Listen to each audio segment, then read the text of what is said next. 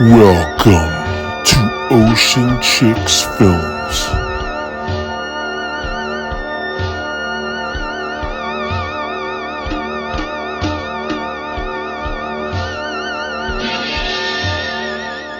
Hey guys, welcome back to my channel. I'm Karen from Ocean Chicks Films, in case you didn't know. Today I'm doing a movie review of the Dutch thriller Spoorloos from 1988. I'm finally doing it. I'm really excited. But first, look what I got! Some of my merch. How cute is that? Look at it. It's such a nice, soft quality t-shirt. This is the Ocean Chicks Films design. And it fits so nicely. I got it really fast too. Really awesome. I'm still waiting on the Ocean Chicks Horror Podcast travel mug, the tumbler. I'm really excited to get that one in and then do a podcast with it. I think that'll be really fun. But it's coming from a different place, I guess, so it's taking a tad bit longer, but it should be here any day now. So excited. So, you know, you don't have to, but if you want to support my channel, get some of the merch and tag me in it in your photos and I'll give you a shout out. I'm so happy with it. The design is just immaculate. Like, it's just so good. It's on there really, really well. It's just clean and simple, and I'm so excited. Go to my merch store and check it out. I have the website linked in the description box below, so you can easily check it out. There's lots of stuff on there. There's super cute tote bags, t-shirts, sweatshirts, hoodies. There's a knit toque too with the Ocean Chicks logo on it. And the Ocean Chicks Horror Podcast stuff too, mugs and all that kind of good stuff. Go check it out. Yeah, let me know what you think. Okay, so I'm really excited to talk about Spoorloos. I've been wanting to for quite some time now. Spoorloos is the original film. It's a Dutch film, and it was made before the movie that you all might know called The Vanishing, the one with Kiefer Sutherland and Jeff Bridges. That one, which is the American version, which is just not nearly as good as this one. This one's so much better, and it reminds me so much of one of my favorite films, Moloch, which is a Dutch folklore horror movie. That one is a little bit more based around supernatural events and the demonic. This one is absolutely a crime story, so it's a little bit different, both equally as creepy. The cinematography is gorgeous in this one as well as Moloch. I have Moloch listed as one of my highlighted videos on my channel too, if you want to check out that review. That movie's so good, so good. You won't be disappointed if you watch it. Moloch has more mystique, a lot of ambiguities about it in the end to leave you to make you think. This one is much more clear cut. All of the details are given to you, exactly what you need to know, but somehow it's still really creepy as shit. I can't quite explain it, but it's really, really creepy if you really let it get into your mind. I find anything to do with killers, those kinds of stories, true crime and that kind of thing, to be actually more horrifying than a lot of the horror movies that I see, because at least with a horror movie you're watching and you kind of know it's never going to happen. You know, it's kind of make-believe and it's easy to shut it off and forget about it. But crime stories and that kind of thing, I just really get into my brain, and I just, they scare me and keep me up at night with nightmares. But this one's so well done. You're going to be captivated watching it. It's so good. So I just want to say up front, this review will have some spoilers. So if that's not cool, then you know the rule. Click off now and come back and watch it after you've seen the film. And then we can talk about it for sure. But I'm going to have some spoilers because I want to talk about some of the details of it. That being said, I won't give away the ending. You'll have to watch it to go see what happens. This one's directed by George Sluizer, and it was adapted from the novella The Golden Egg, written in 1984 by Tim Krabbe. I'm not sure if I'm saying their names right. I'm probably mangling them. Please let me know if I am. The word Spoorloos actually means traceless, or without a trace, and that's exactly what the story is about. There's this young couple, and they're a Dutch couple, and they're vacationing in France. They're doing like a biking trip. and the woman actually gets abducted, kidnapped. She disappears without a trace, and her boyfriend is left wondering what's happened. Where is she? And I guess I should say this movie is all subtitled. And you know what? If you don't like subtitles, give them a chance sometimes, because I think some of the best films are foreign films that are subtitled. And it makes you think a little bit more. I think you have to just shut everything else off your devices, the lights maybe, and just focus on the film and follow along with the subtitles. And as you go, it just becomes easier to watch. But it's such a good film. I really recommend it, even if you don't love the subtitle type of deal. I think it's really, really great to watch. So the couple's names are Rex and Saskia. I love those names. So cool. And they're so in love with each other, like just head over heels, and they're having this amazing time on this vacation together. And they get, going for picnics and bike rides and that kind of thing. And they get to, they're driving in their car with the bikes on top, and they get to this tunnel that they have to drive through, and the car breaks down. And that's kind of the moment where things start to get a little bit dark. You get this premonition of what's to come in the future. It breaks down. They have a little bit of a fight because they're debating on whether they should leave the car and go walk to get help in the dark tunnel with the risk of getting hit by a car, or sit, in this car waiting for a big truck to plow into them and kill them both. So they both decide to leave, and she wants to go back to get something, and he's yelling at her not to do that, just leave it. But she insists, and so they kind of go their separate ways a little bit and get, they're apart from each other. He can't find her after he's gone for help. And there's a little bit of anxiety and a little bit of upset, and it's foreshadowing what's to come down the road. So this story, I think that The Vanishing with Kiefer Sutherland, that story models this one bit for bit, except for the ending. The ending in this one is so much more dark and creepy. It's just makes it so much better, I think. And just like in the American film, the couple ends up at this gas station, and it's during the day. Big convenience store, tons of people all around. And while he's waiting in the car, she wants to run in and get some snacks and some coffee, so she does just that. And that's when she meets our villain. He is this charming, nice old man, and he's asking her stuff anyways. And he ends up abducting her from the gas station, and then her partner, he ends up outside wondering where the heck she is, checking his watch every 2 minutes, and ending up going in kind of mad into the station to find out what's going on, only to find out she's not there.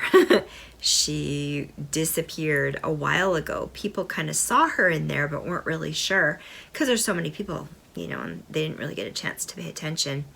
And of course, he starts to think something's really wrong right away. But the store owner, who he asks to help him with it, thinks that she's just taken off. Even the cops eventually think she's just taken off. And then this poor man goes for 3 years obsessed with what happened to her, and absolutely devastated. And the story goes kind of back and forth in time to show you different bits and pieces to fill you in on the story. So after this, we get into our culprit, Raymond, this charismatic high school teacher that has a wife and kids and a house. A life seems completely normal, but he's not.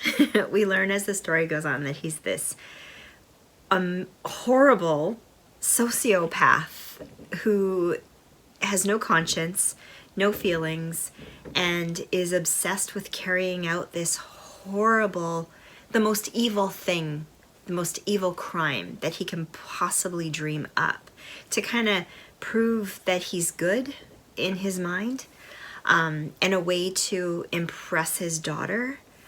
It's so twisted, I can't even, it's terrifying to think that someone like that could exist out in the world, really, really scary.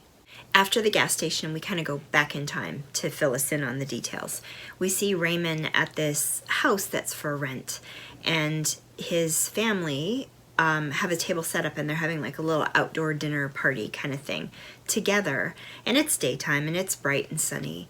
That's what's cool about this too. You get this bright, sunny, beautiful images, but it's so creepy at the same time. Very, very cool. Does get darker though. And this old table that they have, the daughter opens the drawer and spiders just come crawling out of it, and she screams at the top of her lungs. And what we learn is that her dad was doing that in an attempt to see whether the neighbors could hear a woman screaming in the next lot over or not. Oh my God. On so many levels, right? This is so crazy and creepy on so many levels. So this rental house, I guess, is something that he's acquired, but they live in a different house, the family. And so he's constantly going to this place, right? And they think he's working on it or working or whatever. And the wife's a little suspicious of something, but she's quite oblivious to the whole thing. Because it does. He seems like this normal, down-to-earth, very basic kind of guy, you know? And he goes to this house, but he's planning this crime that he's going to commit, where he's going to kidnap a woman and do something to her that the most horrible, evil thing he could possibly dream up to do. Ever since he was a kid, teenager, he realized he had no conscience, no feelings, no nothing, and he feels that to prove to his daughter he's good, he has to be able to equally be as evil at the same time. Very demented, twisted, self-absorbed craziness going on there, but very, very scary, and the perfect story, I think, that you could make a horror movie out of or a thriller movie out of. And ironically, the daughter's around the same age, teenager, and she's kind of knowing he's running off all this time, but she's so into this romantic idea that he's having an affair and she won't tell and all this kind of stuff, but it kind of twisted at the same time too. And he doesn't tell her no, but he kind of lets her think these things because he's just obsessed with her thinking he's a hero or amazing or incredible. Man, so crazy. So he just becomes obsessed with planning and plotting and writing and structuring this perfect, flawless, evil crime.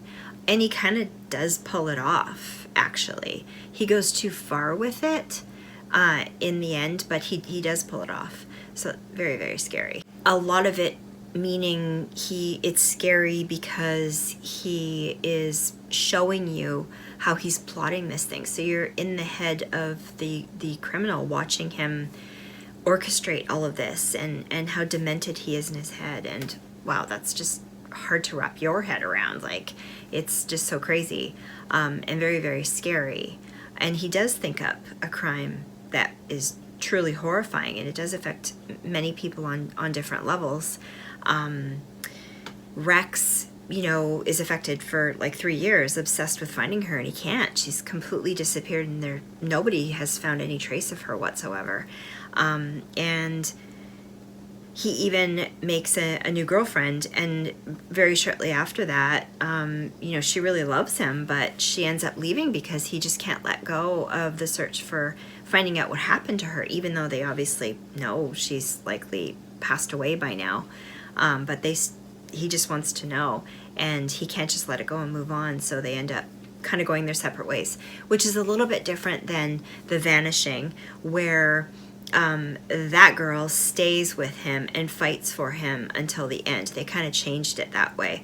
I guess they wanted to make it a little bit different. But yeah, I think the original story is much, much more effective, because I think that character didn't necessarily need to be in the second film. I think it's better that she just was like a secondary little character that was kind of there to, illustrate that he was impossible to be with until he figured things out. So Rex has been searching for her, putting posters up everywhere for the last 3 years, going in the media, all sorts of things.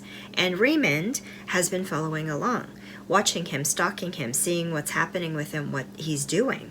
In The Vanishing with Kiefer Sutherland, Nancy Travis plays the new girlfriend, and Sandra Bullock plays the girl that disappears. And Sandra Bullock's part in The Vanishing is quite short. It just goes to that part till she disappears, and then that's it. Ironically, in this film, the new girlfriend looks a lot more like Sandra Bullock, and I wonder why they flipped that, because when I thought about that, I thought about the fact that in The Vanishing, had they reversed the actors, so Nancy Travis played the girlfriend that disappears at the beginning of that film, Diane, and Sandra Bullock plays the new girlfriend who's fighting for him, I think the whole film would have been a little bit better, actually. I think it would have played out better and been more believable, in my opinion. But anyway, I don't know. What do you guys think if you've seen both of them?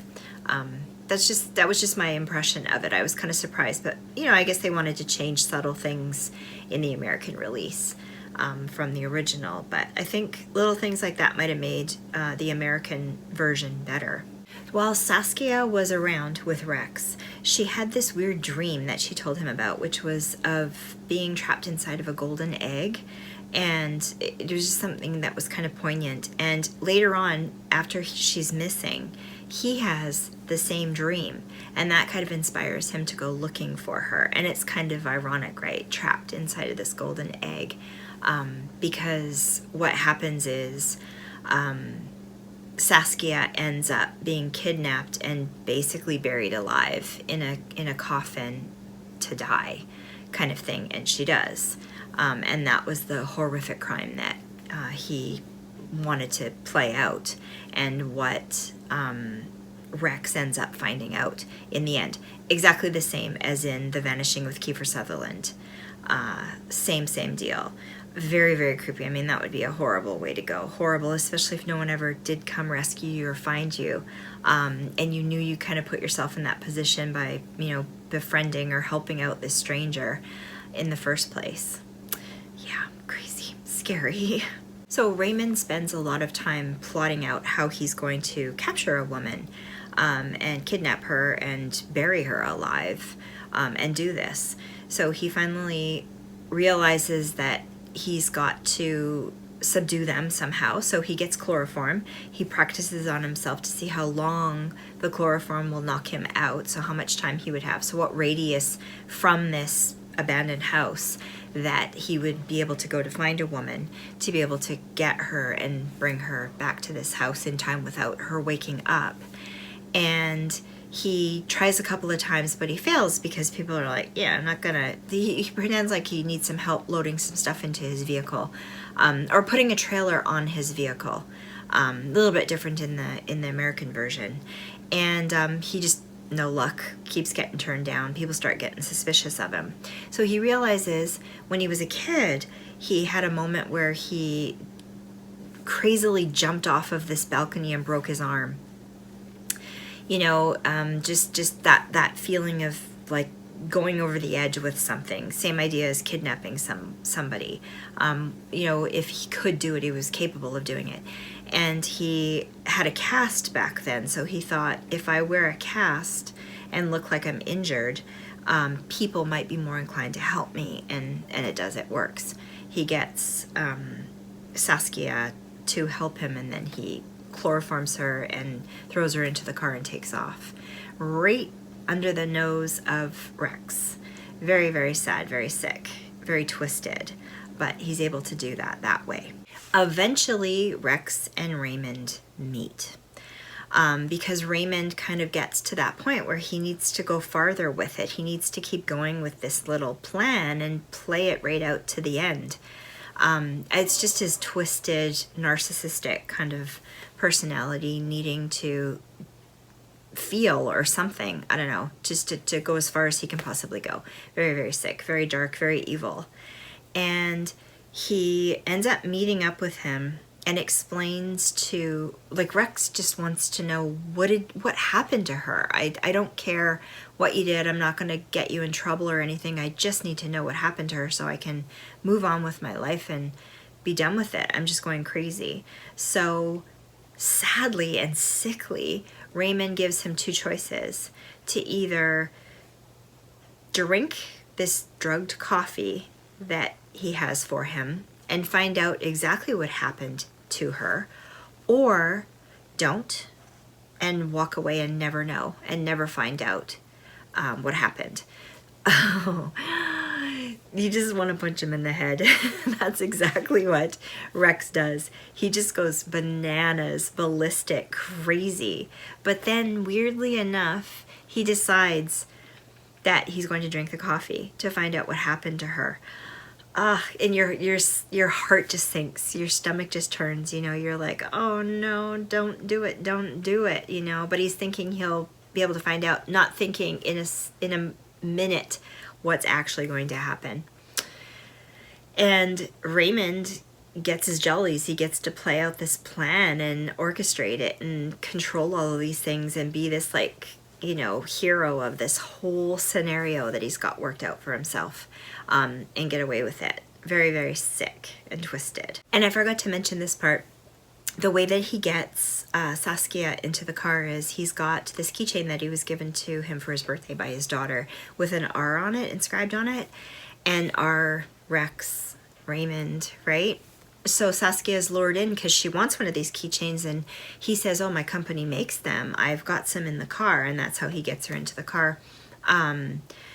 Yeah, really sick, twisted. I like how that was a thing, and then in the American remake, they use he has the keychain with Bullwinkle on it. I think Bullwinkle or Rocky, one of the two, on it to show him that he did in fact kidnap Diane.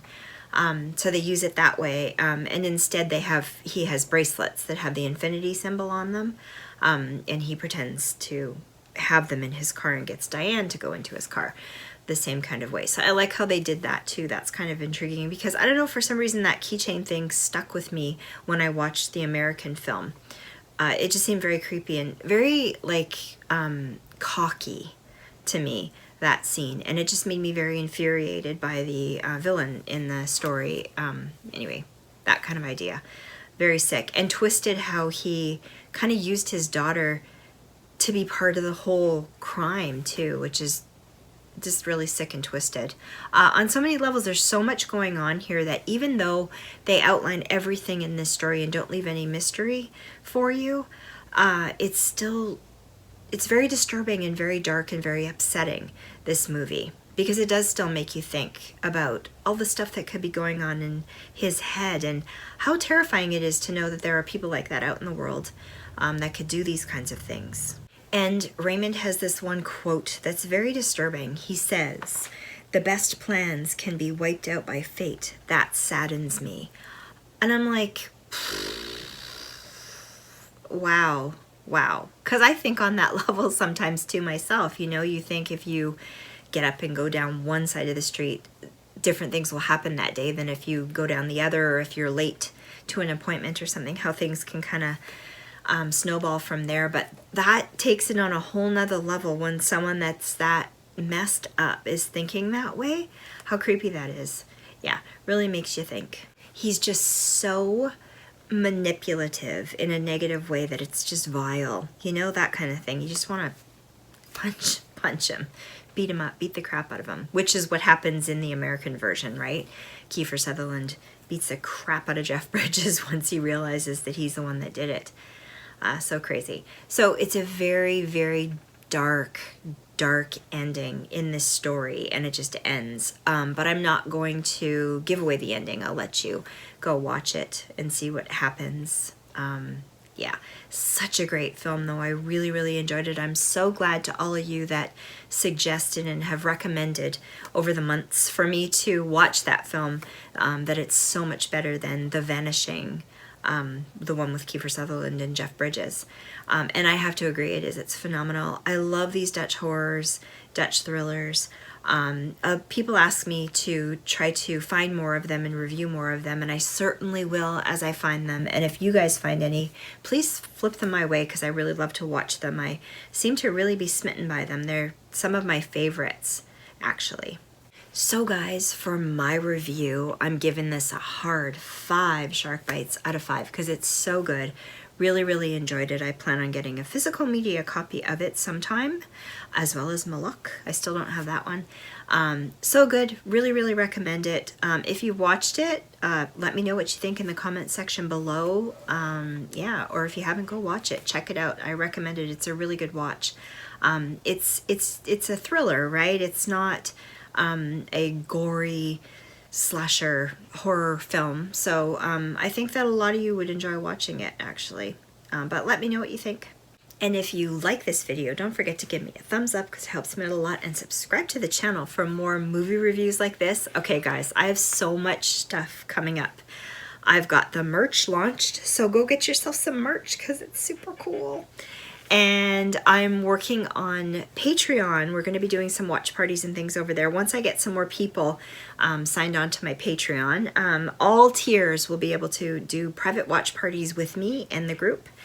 Super fun. And other stuff too, lots of other posts and videos and things. And I'm going to be working on the podcast still. I have an interview with an actor lined up for next month, I'm thinking, and yeah, we're gonna be talking that through. I'll keep you posted on that. I'm excited about it. And more watch parties, of course, on this channel. And I'm also working on my blog again. So I've got a website, oceanchicksfilms.com. I have that link down below. Check it out soon. I will have movie reviews on there. I'm going to start writing movie reviews as well. So I'm really excited about that. One more little secret I'm going to let you in on. I am working on a horror coloring book. Yeah, a digital one that you can download, print out, and color. So excited about it. It's going to be really twisted and creepy and weird. It's going to be all about exorcism. All kinds of images like that. Then I'm going to draw myself. And yeah, that should be available relatively soon. I've already started it, so very exciting. Thanks for watching, guys. Have a great rest of your day, and we'll see you again on the next one. Bye, guys.